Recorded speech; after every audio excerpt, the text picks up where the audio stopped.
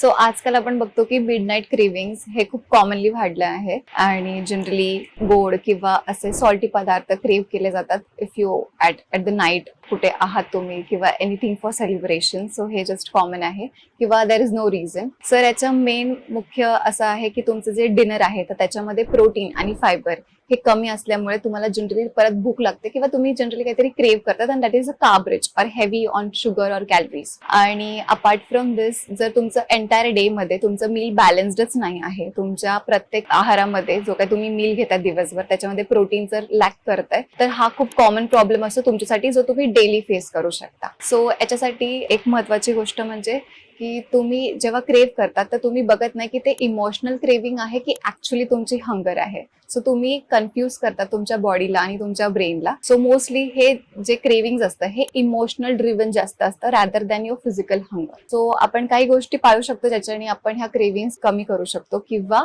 आपण त्याला कॉम्बॅट किंवा कमी करण्याचा प्रयत्न करू शकतो.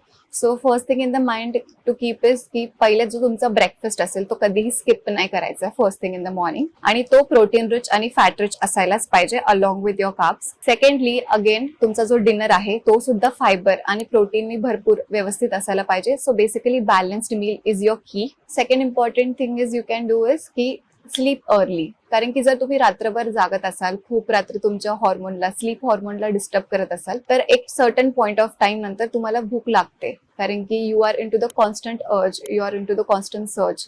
सेकंडली जर तुम्हाला भूक लागत पण आहे तरी तुम्ही अशा गोष्टी हँडी ठेवा की जसं की एग्ज असतील किंवा कपभर दूध असेल हळदीचं, त्याच्यामध्ये सिनेमन टाकून तुम्ही घेऊ शकता. So this can help you to combat cravings rather than opting for chips of packet किंवा प्रोसेस फूड जे की तुमचे कॅलरीज आणि तुमचं वेट गेनचं एक कारण बनू शकतात. सो ह्या 2 ते 3 गोष्टी पाळल्याने you can definitely curb your cravings down.